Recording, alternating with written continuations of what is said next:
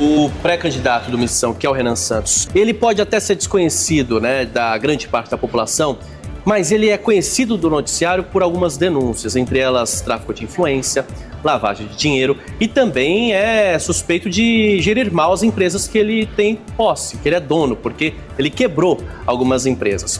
Primeiro, eu queria saber se o senhor põe a mão no fogo, porque a partir do momento que ele ficar conhecido, denúncias até desconhecidas podem virar conhecidas. Quero saber se o senhor põe a mão no fogo e se ele que quebrou empresas privadas tem capacidade de gerir um país. Primeiro, não existe nenhuma denúncia contra Renan Santos e ele nunca quebrou nenhuma empresa. É preciso aqui estabelecer a verdade. Houve uma denúncia de que contra o MBL, não, de maneira geral. Denúncia existe, não houve condenação ainda. Não, acabou. Não tem processo, não tem denúncia, já foi absolvido em todas as instâncias. Então a denúncia não existe. A partir do momento que tem a absolvição, tem o trânsito em julgado, a denúncia deixa de existir, né? Ela existe enquanto o juiz ainda não analisa a resposta da acusação e não tornou o sujeito réu, né? Então, dentro do nosso processo jurídico, formalmente não existe denúncia. Que foi, na realidade, uma acusação feita por um promotor bolsonarista de que a gente teria lavado 400 milhões de reais pelo superchat do YouTube. 400 milhões de reais é mais do que o faturamento do YouTube no Brasil inteiro. Então, denúncia esdrúxula foi rejeitada pelo juiz na primeira instância, na segunda instância também, e o promotor, que na realidade foi punido e recebeu uma chamada em vez de nós, do MBL, que quando surgiu a denúncia, a gente fez muito diferente do que o Flávio Bolsonaro, negando que tinha relação com o Vorcário, depois dizendo que só foi terminar as relações. A gente não.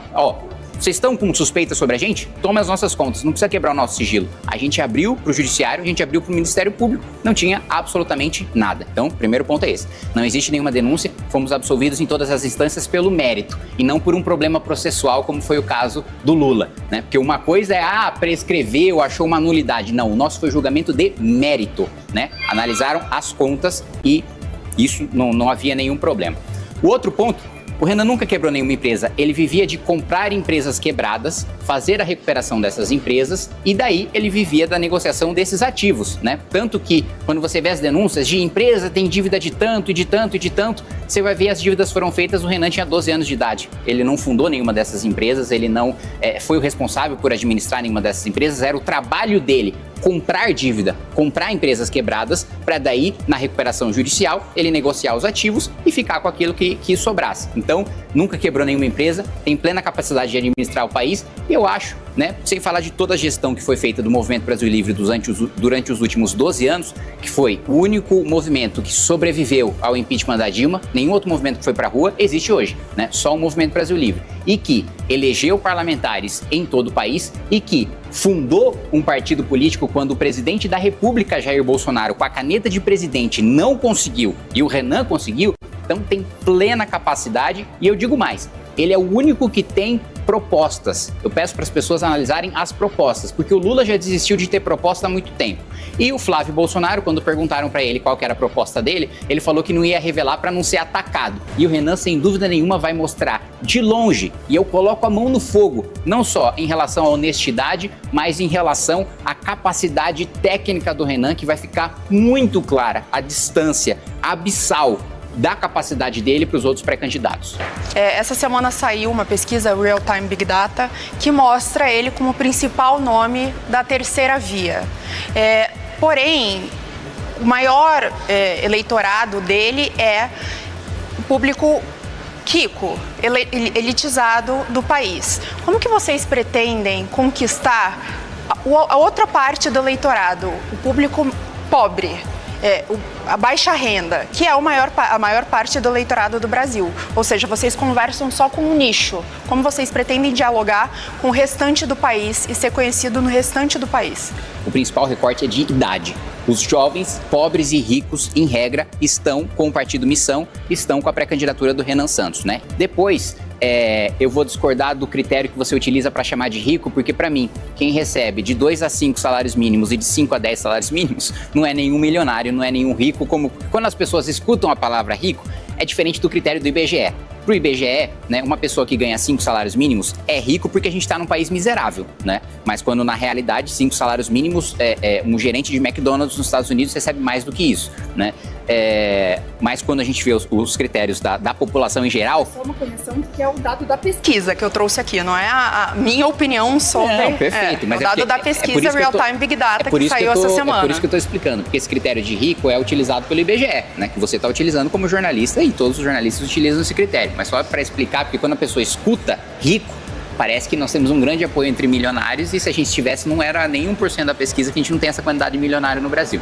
Então o primeiro recorte é geracional.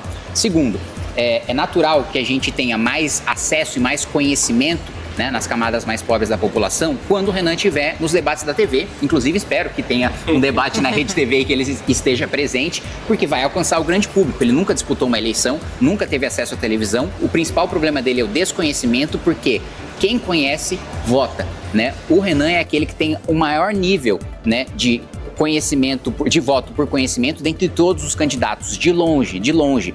Ele é o que tem o maior teto, ou seja, ele tem a menor rejeição e ele tem um piso forte já, mesmo com um nível de desconhecimento muito grande. Então, deputado, aproveitando ainda sobre Renan Santos, é oposição à esquerda, mas também não dialoga com a família Bolsonaro, com partidos ali desse espectro da direita ligados à família Bolsonaro, governar um país sem diálogo.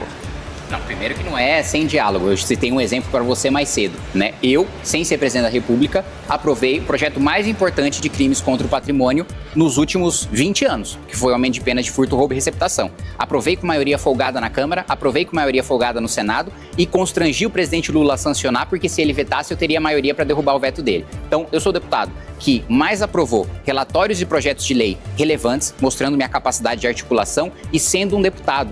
E diferente do Lula, eu não tive cargo, eu não tive emenda, eu não tive nada para oferecer para os outros parlamentares, senão a minha capacidade de articulação e a minha capacidade de atrapalhar a vida deles, porque isso te dá poder de negociação.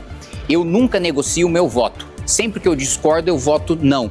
Mas eu tenho a capacidade, eu estudei o regimento interno da Câmara dos Deputados, como assim 99% dos deputados não fizeram, e eu tenho a capacidade de fazer uma votação que duraria 5 segundos, durar 1 mês com a minha obstrução e com o meu conhecimento do regimento, e é essa obstrução que eu utilizo como arma, né, para negociar a aprovação dos meus projetos e relatórios na Câmara dos Deputados. Ao mesmo tempo, eu vou te dar um exemplo de quando eu fui presidente da Comissão de Educação. Tinha vários ministros da Educação, né, de Jair Bolsonaro envolvidos em vários escândalos de corrupção. Vocês devem se lembrar também que teve uma dança das cadeiras diversa ali e, principalmente no período que eu fui presidente da Comissão de Educação, que mais convocou ministros da Educação para prestar esclarecimentos em relação a escândalos. Para dar uma demonstração em relação à nossa habilidade de articulação, quando eu precisava convocar ministro Bolsonaro para investigar a corrupção, eu construía a maioria da comissão me articulando com a esquerda e convocava. Quando eu precisava aprovar projetos de meritocracia no âmbito da educação, que eu acredito, eu me articulava com a direita e aprovava. Então, com o mesmo plenário, com o mesmo número de deputados, eu conseguia construir maioria contra a direita ou contra a esquerda, dependendo daquilo que eu queria aprovar. Então, essa habilidade nossa já está atestada pelo meu mandato, por outros mandatos que nós temos no Movimento Brasil Livre ao redor do país. Com a caneta de presidente da República, o nosso poder se multiplica à milésima potência. Então, não existe, nós somos duros, nós somos incisivos, a gente faz um enfrentamento muito forte. Agora, isso não significa que a gente não tem capacidade de articulação. É um poder multiplicado à milésima potência na mão de uma figura, não é perigoso? Não, mas isso é a natureza do presidencialismo, né? O poder de um deputado federal, claro que vai ser desproporcionalmente menor em relação ao presidente. E é natural que assim o seja, porque o presidente tem muito mais voto do que eu. Tem mais legitimidade democrática para exercer esse poder, portanto.